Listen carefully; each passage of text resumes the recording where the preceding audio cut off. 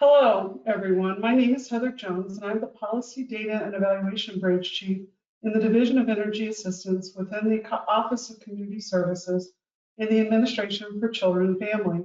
On behalf of the division, I would like to welcome you to today's webinar on completing the LIHEAP Quarterly Report for Federal Fiscal Year 2024. Next slide, please.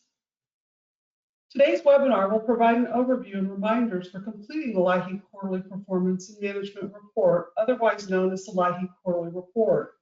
The purposes of today's webinar are to review key requirements for completing the quarterly reports for the current 2024 fiscal year, to review the data you need to prepare for the report, and to review and update the process for submitting the report. The audience for today's webinar include LIHEAP grant recipients, including states, territories, and tribes. This webinar is intended for LIHEAP program managers and their staff, or contractors who help them complete the LIHEAP quarterly reports. Next slide, please.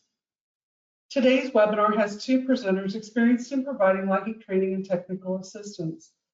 Melissa Torgeson of Verve Associates is a former LIHEAP coordinator who works regularly with grant recipients to provide in-depth technical assistance, and Dan Bausch of Apprise, who has more than 10 years of experience in conducting LIHEAP report training and review. We greatly appreciate you joining us today and hope today's training is valuable. Melissa, please take it away. Thank you very much, Heather, and thanks all of you for joining us today. We know you've just gotten through a bunch of other reporting, and some of you are dealing with some adverse weather, but we appreciate your time and your attention during this webinar. Today's webinar will be 60 minutes long, and if you look in the sidebar of your GoToWebinar, you'll see that we already have handouts posted. This includes the slides as well as some different documents that will help you to prepare this report and to just learn more about it. This webinar is being recorded, so for any of you who have staff that couldn't attend, you will be able to share this with them at a later date when it is published to the ACF YouTube channel. And once again, those handouts are going to be really critical. And as Dan pointed out, we have included some of last year's instructions until this year's are ready and prepared. Next slide, please. So, as usual, for those of you who have been on these webinars before, we take questions at the end of the webinar, but we do encourage you to ask them throughout. And we'd like you to do this by typing those questions into the GoToWebinar box. And there's a nice picture here that shows you how to find that box and where to type in your question.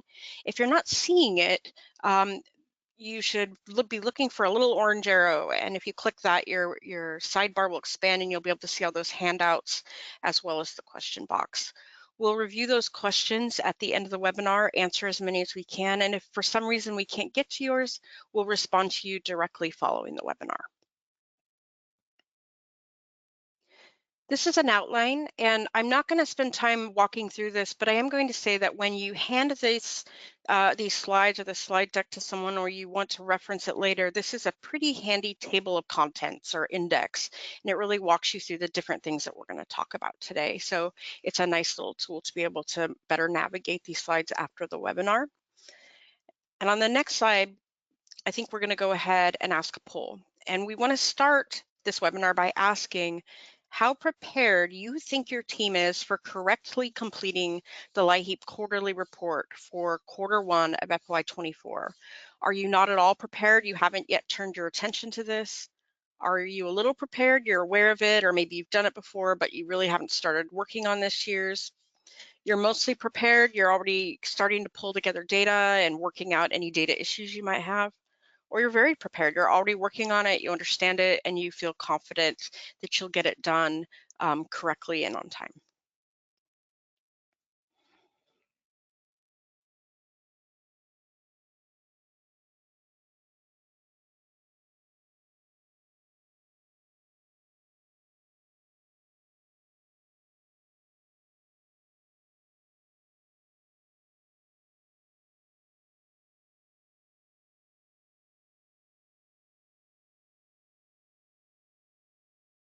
Okay, I'll give it another 5 seconds.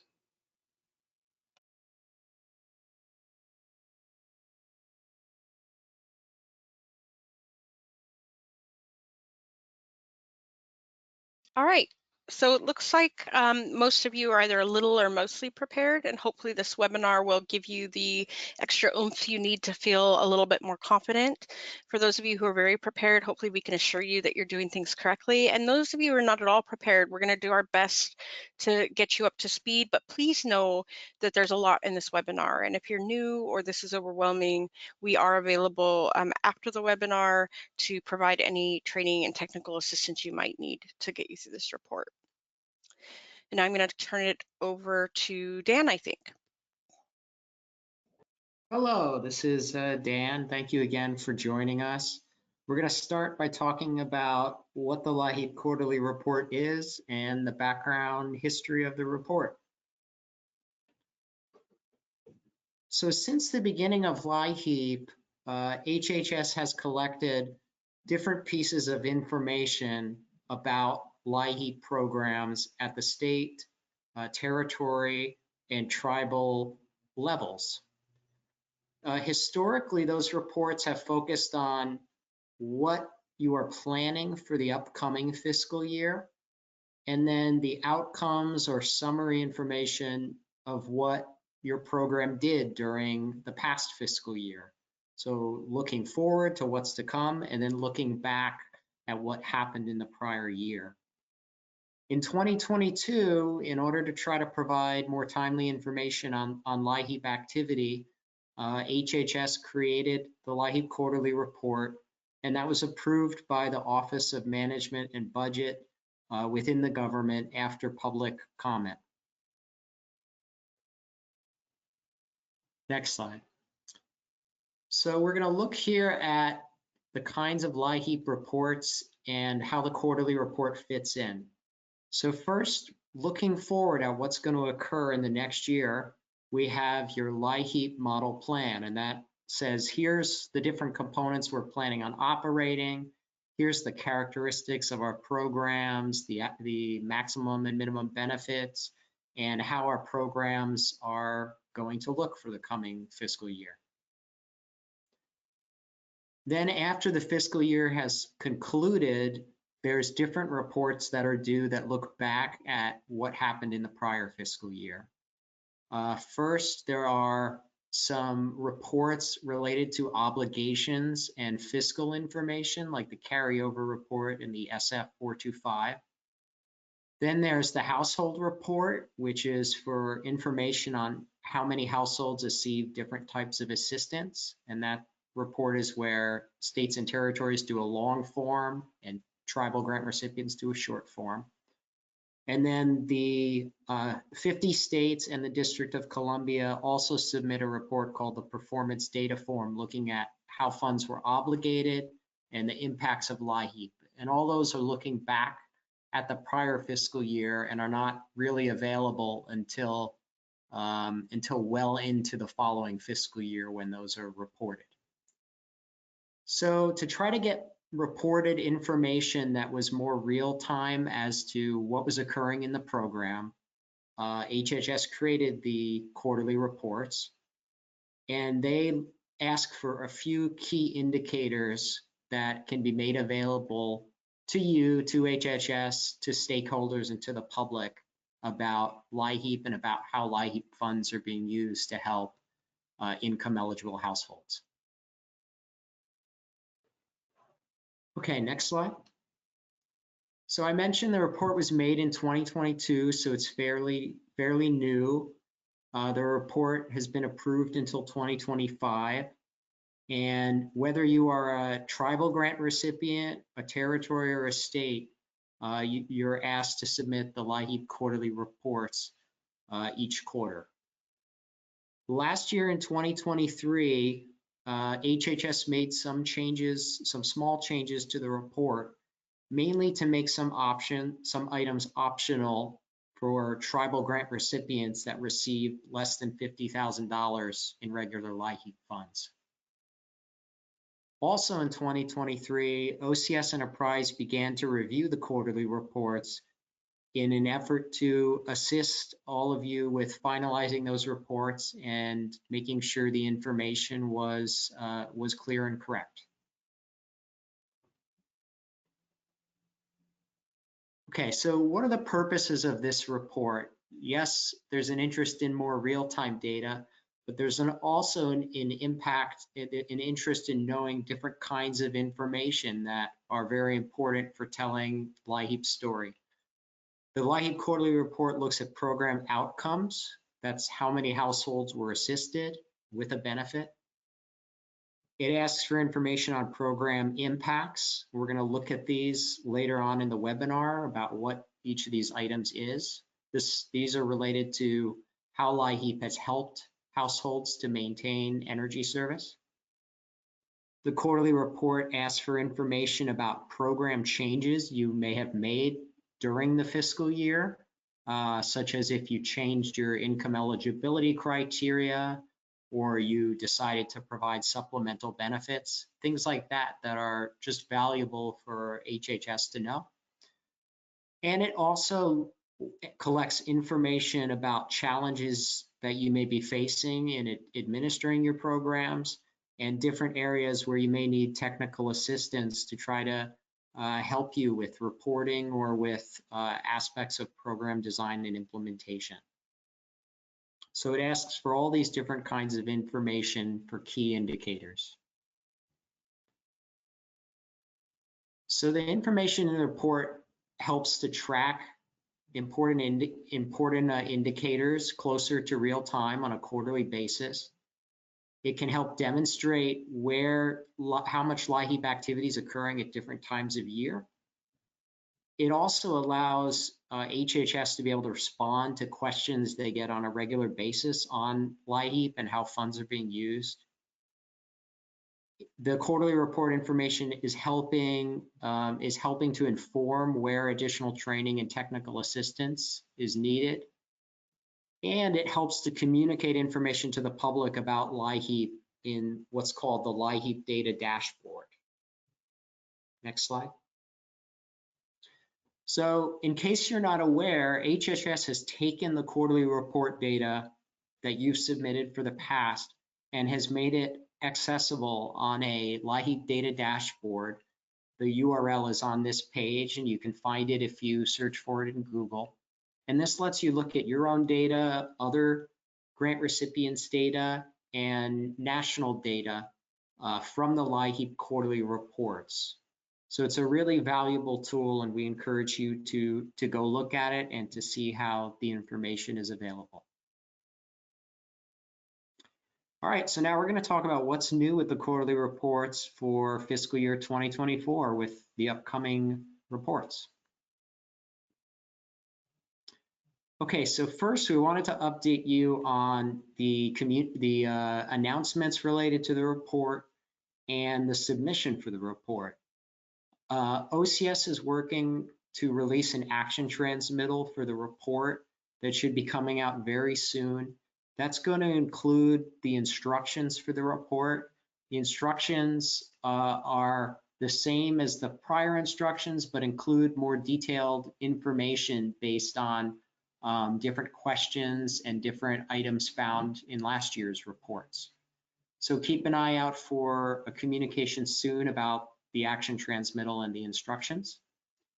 The due date for the report is February 28th, so approaching later this month for quarter one.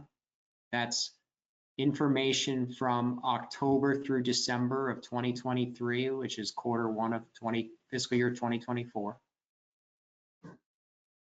The report is going to be available now in the online data collection system, or OLDC. This is the same system where you submit your household reports and your model plans.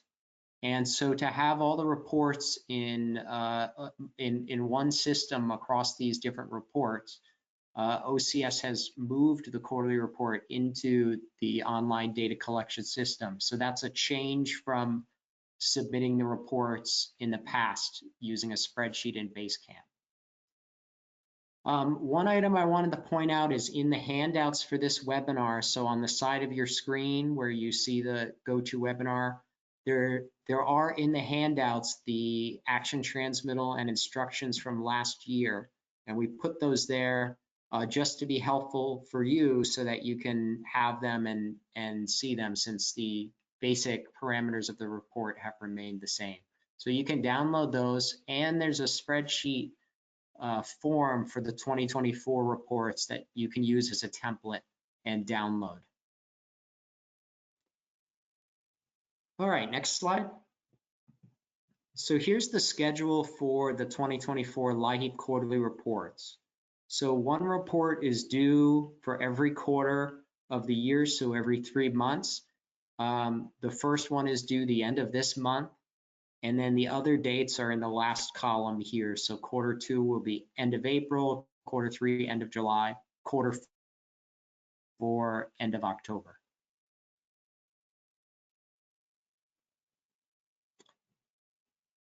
So in terms of report changes from last year or from fiscal year 2023, there are no major changes to the content of the report. So the report has the same look as last year, and the content and information you need are the same. There was one question that was actually removed because it's no longer needed about households assisted in the same period the year before. Since you reported that last year, that is not needed now, and that item's been removed. The main change is how you submit the reports. So as I was saying earlier, the old approach was you fill in an Excel spreadsheet and you either upload it to Basecamp if you're a state or territory, or if you were a tribal grant recipient, you would email that spreadsheet. The new approach is to submit the report in the online data collection system, or OLDC. So that report is not yet in OLDC, but it may be in OLDC as soon as tomorrow. It's coming soon, and you'll hear an announcement once it's available. So if you need help with OLDC, there's information at the end of the slides here, if you download these slides, on how you would find the report, navigate OLDC, and who you need to go to if you're having issues accessing OLDC. Okay, here is examples of how you get to the report in OLDC. On the bottom of this slide, you have to navigate once you've logged in to LIHEAP, to your name, to the name of the report, which is the quarterly LIHEAP Performance and Management Report, and then you have to pick the time period for the report. You do need credentials to log into OLDC, and OLDC can be a little bit challenging, so we encourage you before the due date to try to log in, to try to make sure you can find where the report is, and to reach out if you're facing any challenges with getting into OLDC or with finding OLDC.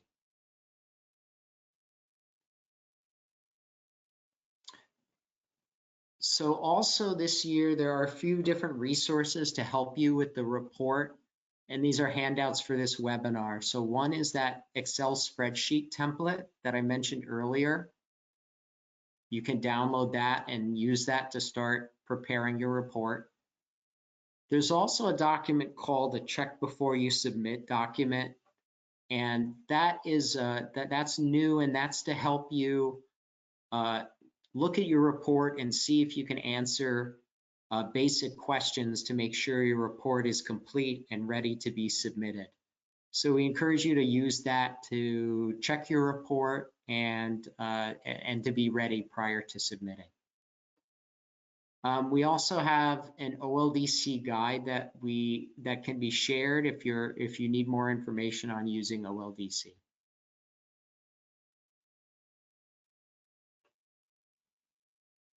All right, now we're going to talk about the data that's needed to complete the report.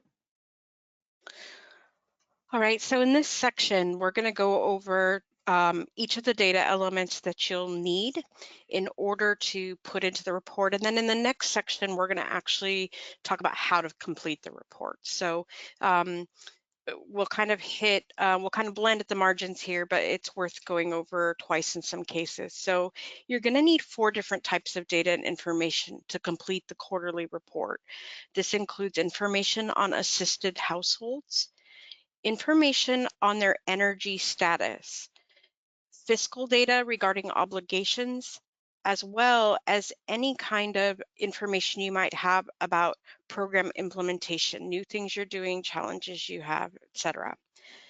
I want to point out we have a lot of tribes on the call today. Items 2 and 3 are optional for tribal grant recipients who are awarded less than $50,000 in FY 2024 regular LIHEAP funds. But I encourage you to listen and think about collecting this information and if it would be useful to you, even if you aren't required to report it to HHS. Next slide. So the first element is assisted household data. And in each of these slides, we're going to lay out the source, kind of the data population you need to be paying attention to, the time period for the data, and any important notes. And in this case, to complete assisted household data, you're going to need program records of people who received assistance or were awarded benefits. And this includes people who got regular LIHEAP, crisis, and weatherization or equipment services. So this is the entire universe of LIHEAP that we're talking about here, not just bill payment assistance. You're going to need it for the 3-month quarter that you're reporting in. And the focus is on households, not benefit issued or household members. A lot of you just spent a lot of time putting together demographic information about the applicants and summing or looking at the different kinds of benefits they were issued during the year. But this report is more straightforward. We're just looking for a count of households who received a benefit, not the number of benefits they got or information about the household members themselves. And so there's a very oversimplified version of a graph here of the kind of information you would need to pull from your system in order to report in this section. The next data element on the next slide is household energy status information. Now, once again, tribal grant recipients who receive less than $50,000 in regular LIHEAP funds don't need to report this, but it's good to know what everyone else in the network is reporting. And this is all about, did the benefit you provide either restore energy service that was lost? So someone came in already disconnected or with an inoperable furnace or equipment, or they have run out of fuel. And the LIHEAP benefit you give them makes sure they have energy again. It gets them reconnected or fixes their equipment or replaces their equipment and so on. This can include households assisted with, once again, regular crisis LIHEAP weatherization or equipment services. So we're looking at all different kinds of services covered with LIHEAP, and the time period is once again the quarter. This isn't cumulative. In this data set, we're looking for not the number of households. We're actually looking for the number of occurrences. Now, this makes it easier to tabulate. Let's say you are using an Excel spreadsheet just like this to track your massive programs, right? And when you're looking at it, when we look at occurrences, all we're doing is summing down the line. We're not having to pay attention to duplication or anything like that. We really are looking at the number of times in the quarter that a LIHEAP benefit either restored, disconnected, or lost energy service, or prevented imminent loss. And we'll talk a little bit more about what that means in the next section. Slide 3 is on fiscal data on obligations. Now for this, you're going to need fiscal records. Once again, this is optional for tribal grantees receiving less than $50,000. What we're going to be paying attention to here is the funds awarded by HHS for LIHEAP during the fiscal or for the fiscal year.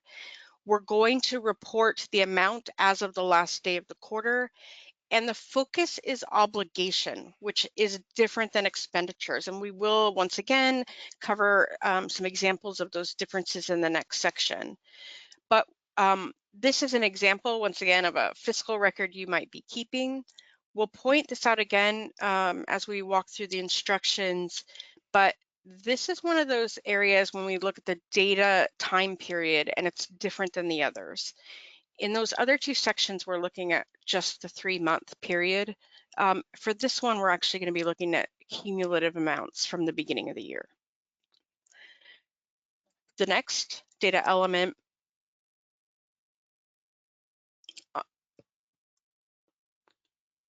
oh, look, there was another piece to this slide that I missed. So in the bottom, what you see here is a total and the obligation amount and what was obligated at the end of Q1. And as we'll talk about in the next section, you're then going to say how much of this was obligated at the, by the end of Q2 and by the end of Q3. It's a cumulative amount, not just the amount you obligated during that quarter. And then program implementation information. Now, these are things about administrative, these are things about your program design that you may have changed, things that you've developed, challenges you run into, successes that you've seen in your program in the quarter.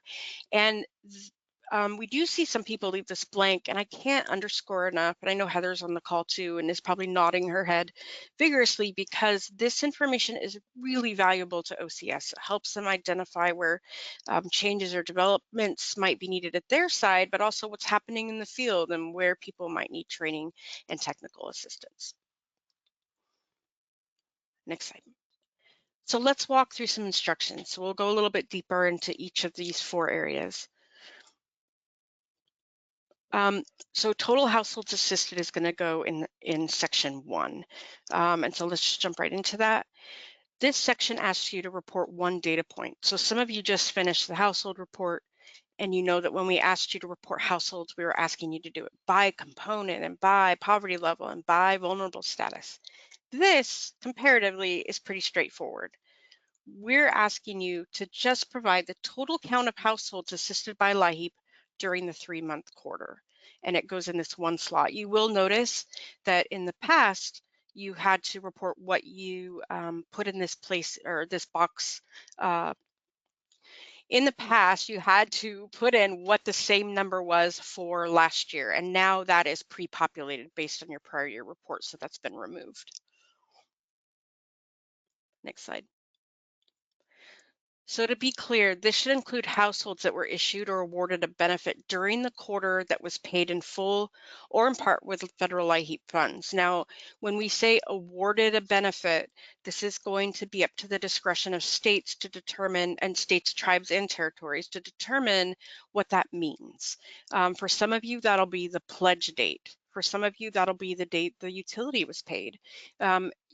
It's important that you kind of think about when should the award, when should we consider this awarded, and then use that indicator consistently in your ongoing reports. That's what's the most important, is consistency from quarter to quarter and year to year. We're also looking for households who received equipment or weatherization during the quarter that was paid in full or in part with federal LIHEAP funds. We're not included in households that were, or we're not interested in households that were served entirely with other funds besides federal LIHEAP funds. Many of you have DOE, work closely with DOE weatherization. And so if a household was funded purely by DOE weatherization or bill payment assistance was paid by one of your, say, utility fuel funds with no LIHEAP involved, that's super, but it's not relevant for this report. Households who applied but were denied and did not receive a benefit should not be included here, only assisted households. Households who applied but were not assisted till after the quarter, they would be counted in the next report. Now, an example of this might be some of you who take applications early in the fall before funding comes in, but you don't hit go on them until you've received your first allocation from HHS. And so this might be an example. If first, say you didn't hit go until January, you wouldn't necessarily want to count all those intakes in the first quarter. Even though you did them in the first quarter, the benefit really wasn't awarded until the second. And then households who only received a nominal benefit to assist with SNAP eligibility. And so these are heat neat households, and similar to some other reports, we are not including them in these counts.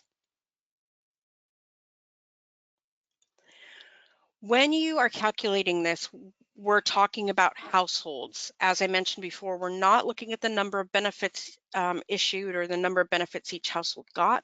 We're just looking at the count of households who got any kind of LIHEAP assistance.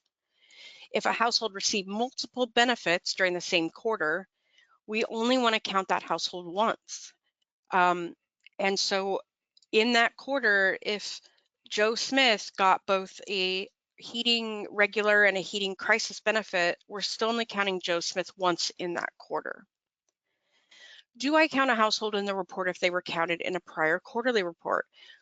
When you're looking at this data point at your quarterly report, it is a point in time.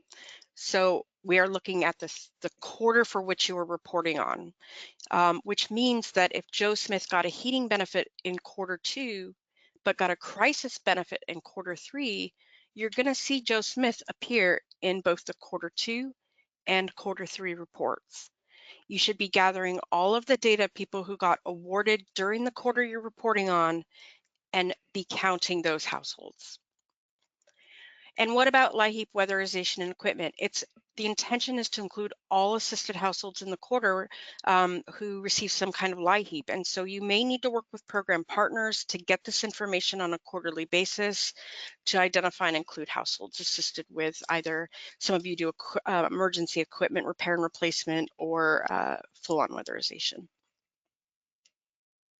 Next slide, please. So we have this labeled performance management in section 2. And what this is really looking at is that prevention and restoration of service. And so this section is asking you to report on 2 specific data points. Once again, it's optional for tribal grant recipients receiving that under $50,000. And what you're going to report is on line 1, the number of times during the 3-month quarter that a LIHEAP benefit or LIHEAP assistance prevented the loss of home energy service. So once again, we're looking at that quarter specifically, and we're looking at the number of times a benefit prevented the imminent loss of home energy service. This means that if Joe Smith came in and received a benefit that restored a disconnection on his utility account, and Joe came in and had an inoperable furnace repaired, that's 2 different times, 2 different benefits that helped him to restore his home energy or prevent, either one. The concept is the same here. You want to look at 1 quarter, and we're not looking at the number of households, we're looking at the number of occurrences when a LIHEAP benefit did this. Now, how do you get this information? That's on the next slide. Well, actually, we're going to go a little further, or a little bit further. The prevention of loss is all about the instances in the quarter where a bill was paid in full or part with federal LIHEAP funds and prevented the imminent loss of energy service. This also could be equipment, by the way. We've talked about this in many states. If you have an auditor that goes into a home and sees that there's a furnace about to kick the bucket, and they say, if we don't replace this, they're not going to have energy in a month, that is preventing an imminent loss of energy service. And so you need to come up with your own criteria in your states and tribes and territories about what that means. And we have some guidance on that, but this can include weatherization and equipment repair and replacement. It shouldn't include places where no LIHEAP federal funds were used, or instances where LIHEAP assistance was provided to assist households that did not face imminent loss of energy service. And let me give you an example. Everyone that comes in our doors is generally in need and in crisis in terms of being in poverty and not being able to pay their bills. But when we're looking at an imminent loss of energy service, we're really looking at, do they have a disconnect notice in hand? Do they only have 10% in their fuel tank and they're going to run out anytime? Or are they, do they have a furnace that's being held together by duct tape and prayers? That's what we're looking at as imminent loss of energy service when we're wanting to count preventions. Next slide. Some examples: households with a disconnection or shutoff notice who received a LIHEAP benefit that once applied to the account prevented their service from being disconnected. Households low on delivered fuel who received a LIHEAP fuel payment or fuel delivery, and this, in many states, this is 25% of a tank or less, but that varies. Households who had working but failing equipment that was repaired or replaced with LIHEAP federal funds. Now, when we calculate this, we're counting instances, once again, not households, but the number of benefits and times that a LIHEAP benefit prevented home energy loss, and which means that if Joe Smith had had energy loss prevented multiple times during the quarter that we're looking at, all of those times would be counted. We talked already about what constitutes an imminent loss of home energy service, but I did mention a resource, and there's a link right here.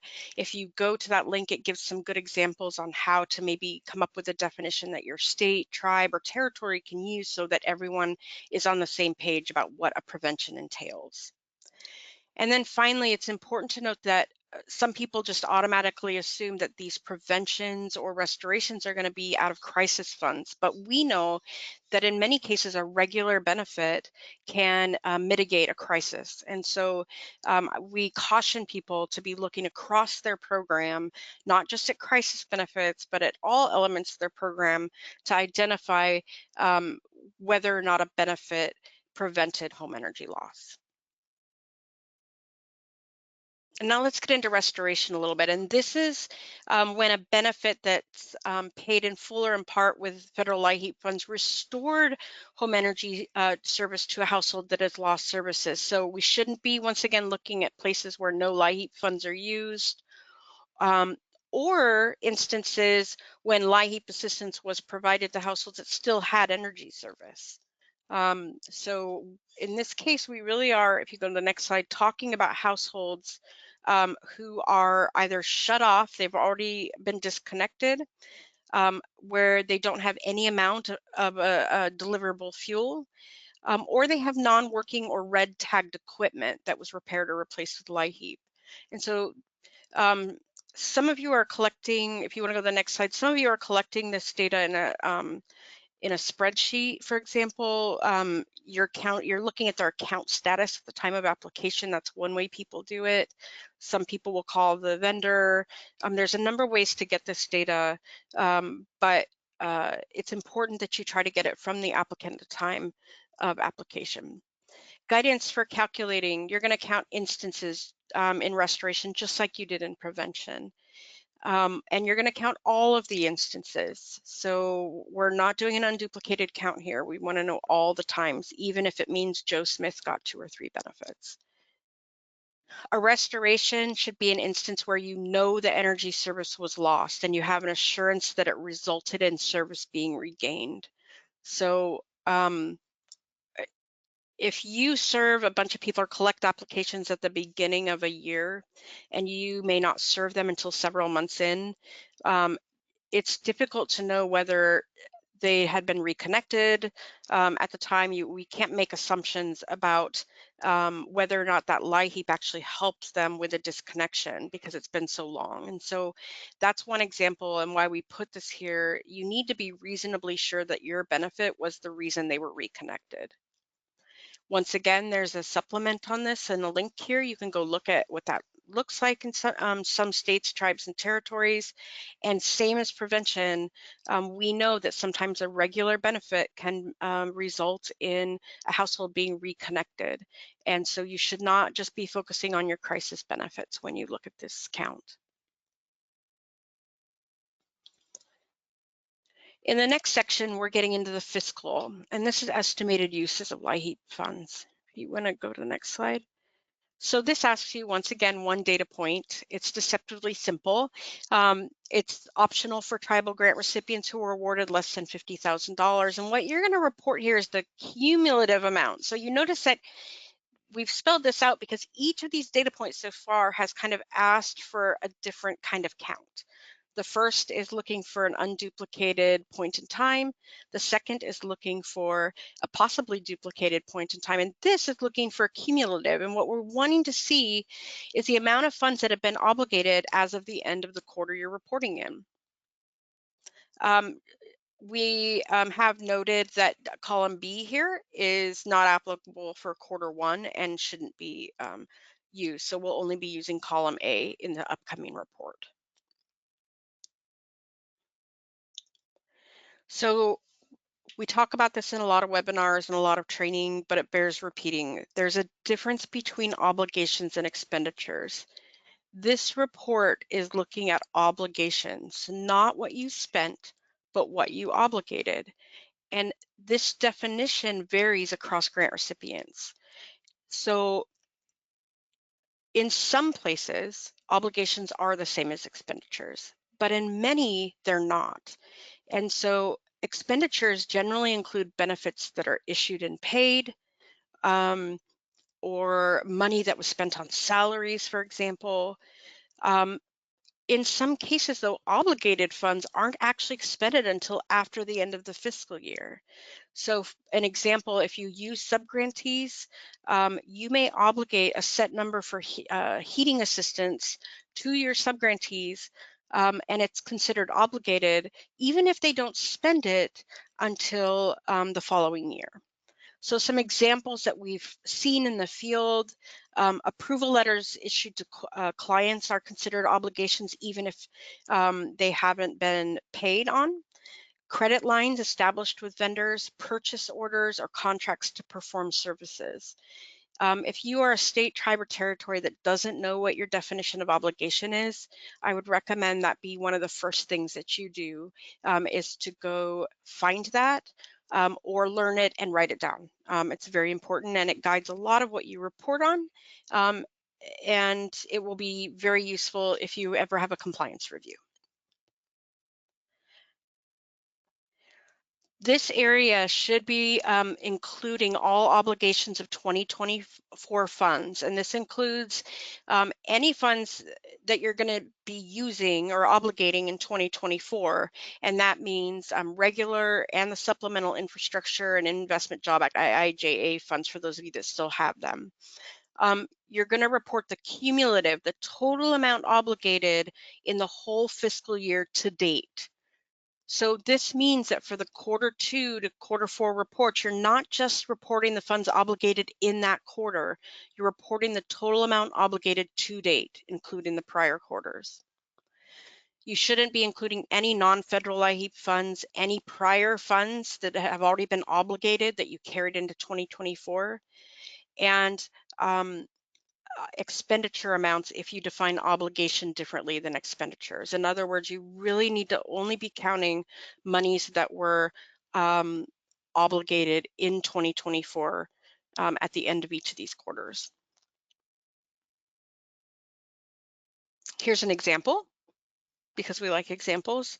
In 2024, you were awarded $5 million by HHS for LIHEAP.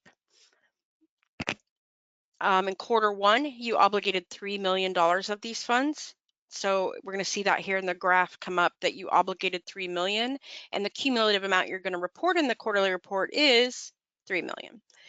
In quarter 2, you obligated an additional $1 million of these funds. So what you obligated during the time is $1 million, and the cumulative amount is going to be the sum of everything you've obligated to date. So that would be $4 million. In the next quarter, you obligated 0 funds. So you're going to put that down as what you obligated during the time.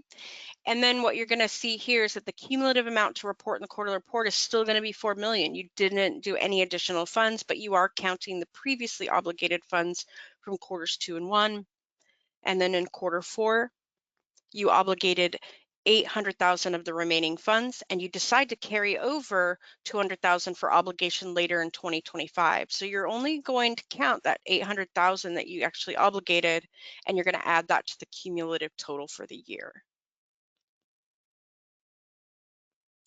The next section is LIHEAP program implementation and support.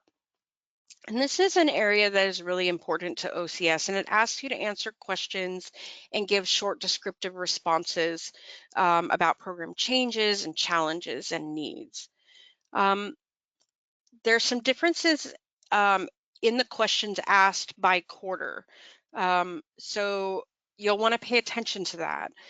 Examples of some of the questions here: since submitting your plan, have you made any changes to your income eligibility requirements? Since submitting your plan, have you made any changes to your outreach strategies? If you did make any changes to your income verification and documentation requirements in this fiscal year, what was the result of those changes? And that last question is only asked in Q4. So these are things that alert OCS that there are changes happening in the field, that they should be looking perhaps at making sure everything's going okay with that, especially if you're facing challenges.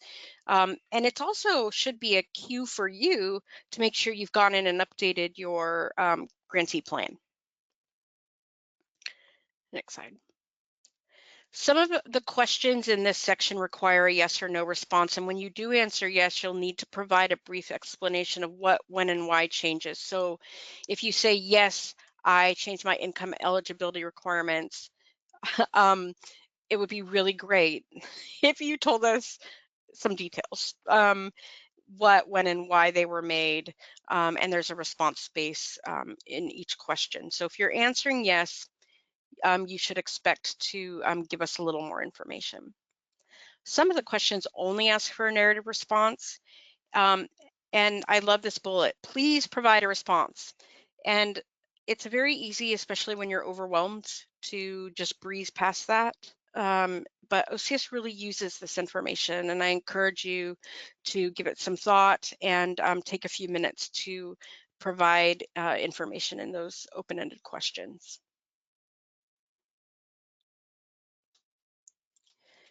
And remarks.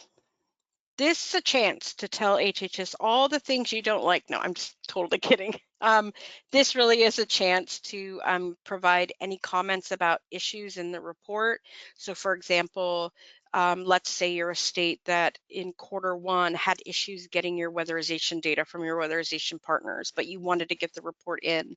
So these remarks would be a place to say something like, this quarter or this current report doesn't include weatherization data. We'll revise as soon as the data is available. Or something, you know, if you had issues getting an accurate number, what were those issues, and how do we tell in the report? And the idea here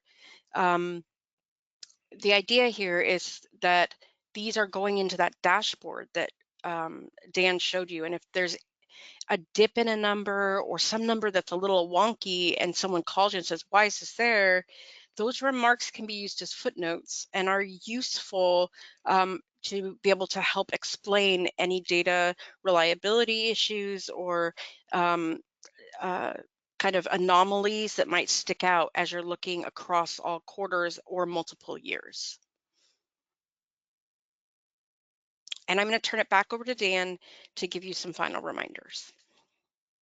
Okay, we're going to do some final reminders. Please, if you have questions, put them into the GoToWebinar question box, and we're going to have some time for questions here in a few minutes. So all grant recipients are asked to complete the quarterly reports, and the Q1 report is due at February 28th. There is technical assistance that OCS makes available for reports. So if you're struggling with a report, you're struggling with how to get the information for the report, we encourage you to reach out to your program specialist now to talk about assistance options. And if you have a challenge with the due date, you should also reach out to the program specialist in advance of the due date to talk about that. Next slide. So there's no major changes to the report from last year, so the same information is needed.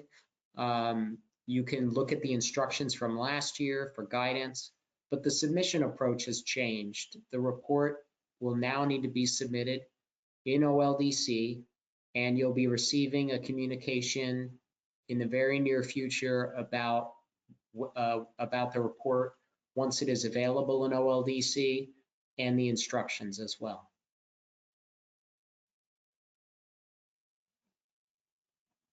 Here's the website to go to access OLDC through Grant Solutions. And the phone number here and the email here are for the Grant Solutions help desk. They help you if you're locked out of your account or you see something strange. They can help to diagnose and get you back in.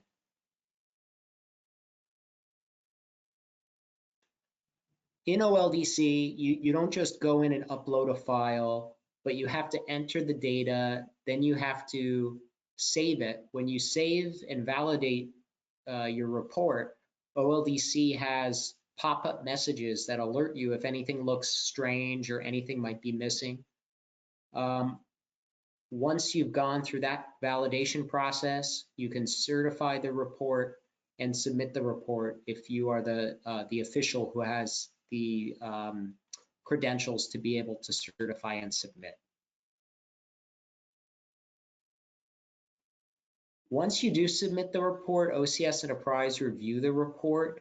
And the purpose of that review is not for compliance. It's not to tell you, it's not to jump on you if something is wrong. It's to make sure that your report looks complete and that we can alert you so you can clarify if anything might be unclear or might be unexpected.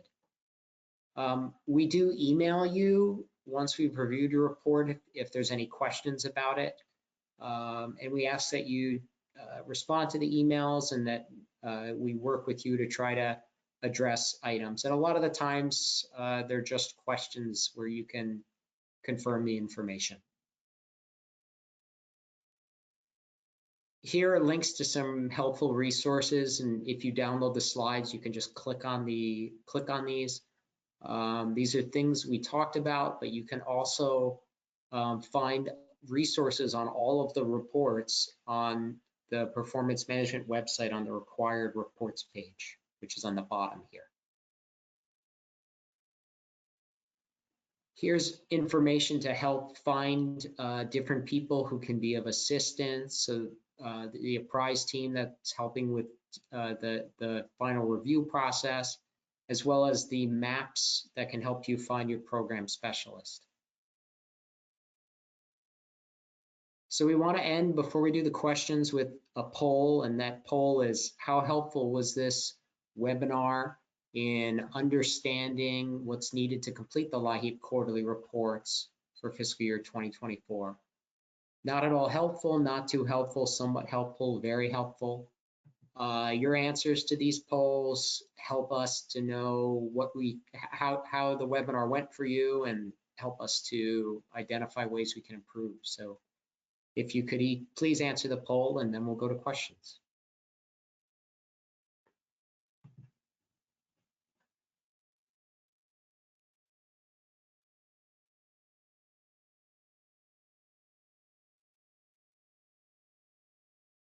All right, we'll give everyone about 10 more seconds.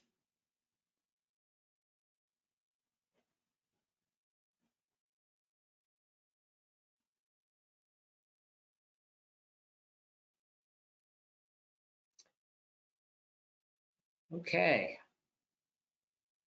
All right, well, it seems like most of you thought it was helpful in some way, and we're glad for that. If you're in the not too helpful or the somewhat helpful category, you have specific questions, we're going to go to questions next, and you can also check in with us by email. We're always willing to help answer questions or hear your feedback. All right, Nicholas, what questions do we have today? Absolutely. So let's start with the following question.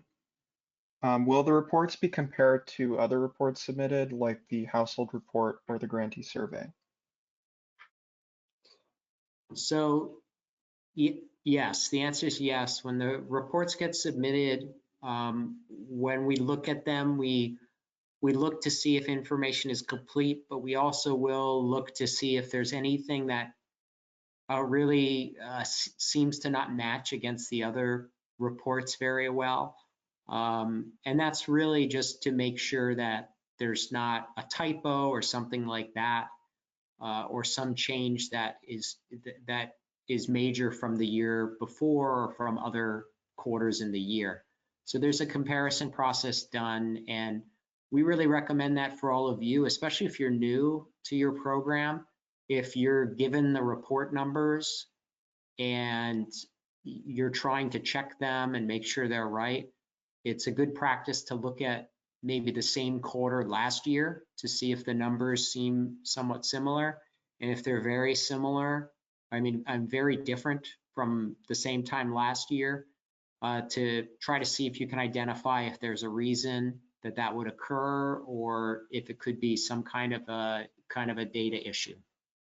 So we look at other reports and compare them, and we encourage you to also do that as you get your numbers and work to complete the report. Are past due bills considered part of prevention?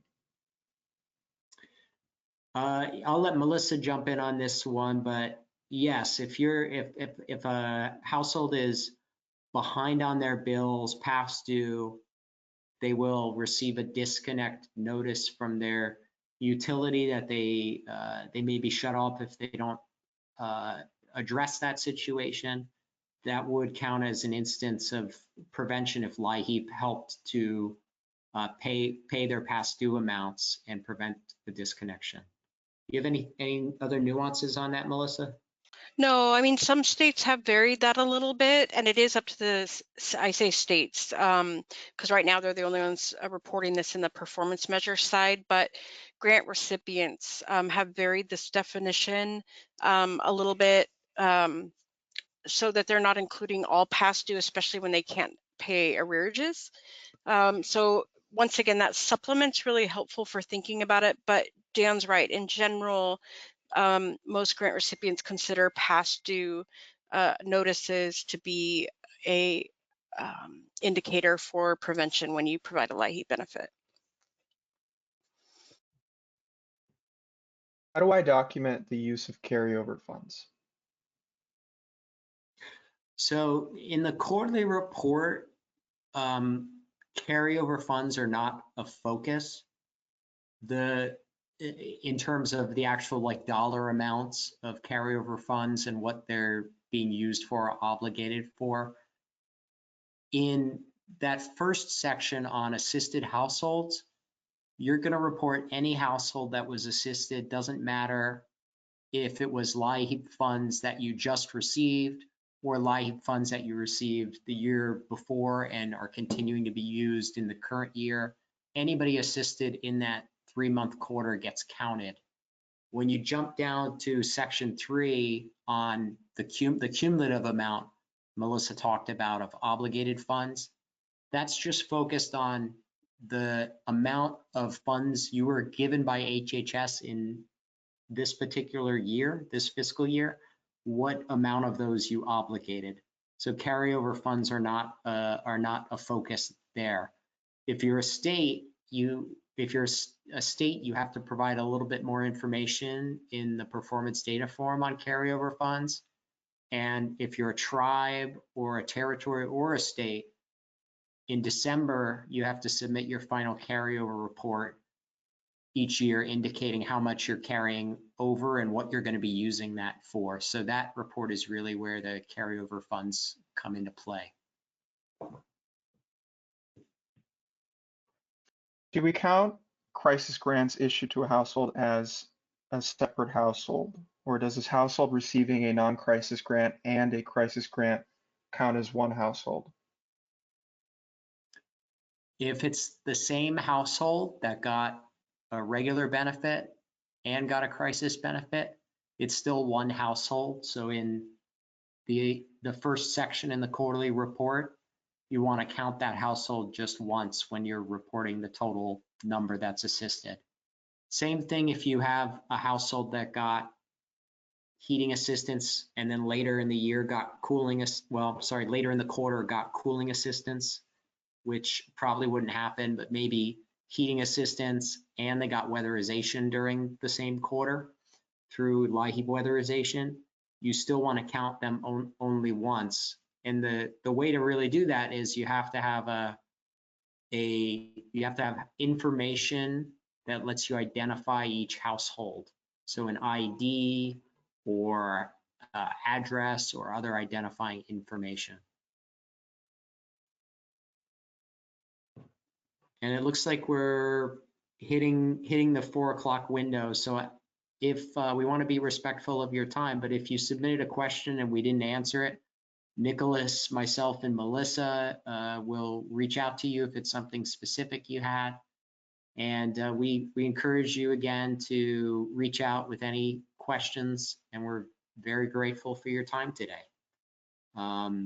So on behalf of all of us, thank you. And Melissa, any final words? Nope, just stay safe and healthy. Have a good day. Thank you very much.